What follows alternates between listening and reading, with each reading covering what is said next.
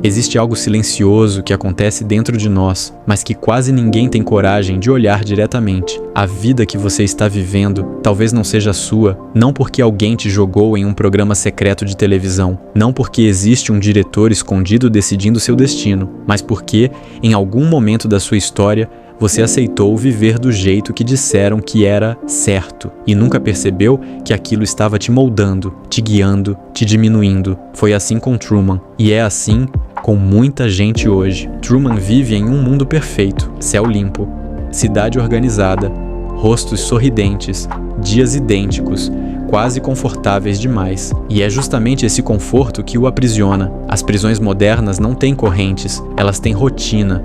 Tem estabilidade emocional falsa, tem caminhos tão previsíveis que você para de questionar se são seus.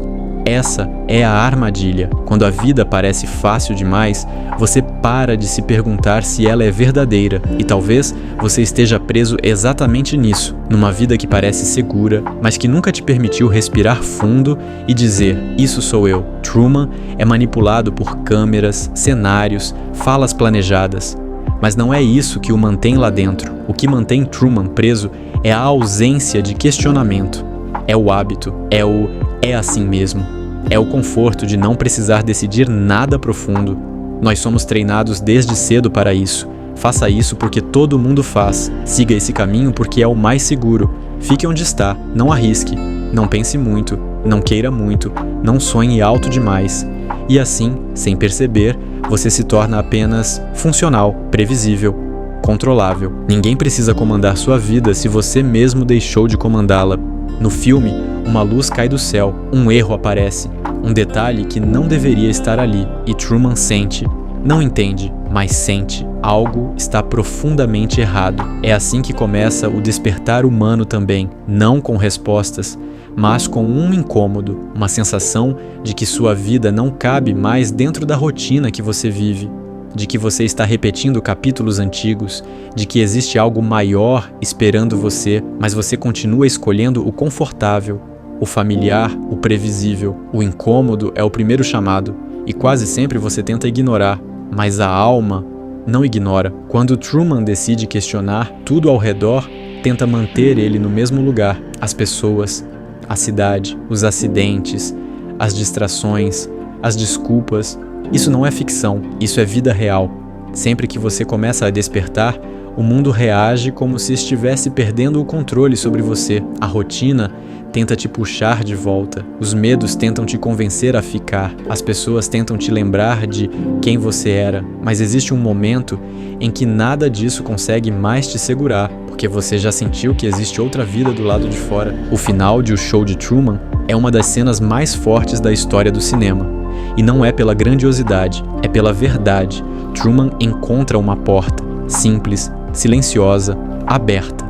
Mas essa porta representa tudo aquilo que um ser humano passa a vida inteira tentando evitar: o desconhecido, o incerto, o incontrolável, a vida sem roteiro, a liberdade que assusta. A maioria das pessoas prefere continuar em um mundo pequeno do que abrir a porta de uma vida grande demais para compreender. Mas Truman atravessa. Ele escolhe o risco em vez da segurança, a verdade em vez do conforto, a vida real em vez da vida fácil. Essa é a escolha que define um ser humano. Você pode continuar vivendo numa rotina que não faz mais sentido, num mundo que te foi entregue pronto, num caminho que outras pessoas escolheram por você, numa versão sua que não corresponde ao que você sente por dentro. Ou pode fazer o que Truman fez: questionar, sentir, desobedecer, sair da repetição, sair da narrativa que fizeram para você, sair da vida que só existe para te manter confortável e pequeno, porque existe algo que ninguém te conta. A liberdade nunca é confortável, mas é verdadeira, e talvez, só talvez, você esteja a um passo de descobrir que o mundo que te ensinaram a viver não é o único que existe, e que pela primeira vez você pode escolher o seu. Quando Truman finalmente escapa, quando ele finalmente conquista a própria vida, quando realiza o maior ato de coragem humana, as pessoas que assistiam ao programa apenas trocam de canal, sem celebrar, sem pensar, sem refletir. Elas mudam de canal procuram outra distração, outro espetáculo, outra vida para consumir em vez de viver a própria. Isso é mais do que um final de filme. É uma crítica ao mundo moderno. Somos uma geração que assiste histórias em vez de criar as próprias, consome vidas alheias enquanto a nossa passa despercebida, vive esperando algo acontecer na tela, mas não na realidade. Troca de canal quando algo exige emoção real, esforço real, coragem real. E aqui entra a crítica maior, talvez a mais importante. Truman luta pela própria liberdade, enquanto o resto do mundo luta para não sentir nada. As redes sociais fizeram isso com a gente. Transformaram vidas reais em entretenimento, transformaram sofrimento em conteúdo, transformaram a busca por sentido em scroll infinito, transformaram pessoas em espectadores da própria existência.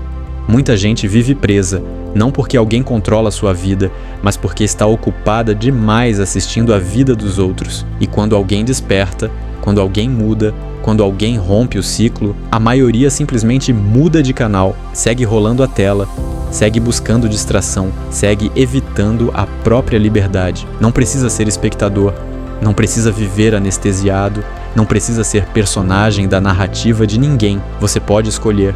Você pode se levantar, você pode enfrentar o medo, você pode atravessar a porta que Truman atravessou, a porta que diz silenciosamente: agora é só você. E esse é o momento que define uma vida. A vida real começa quando você para de assistir e decide existir.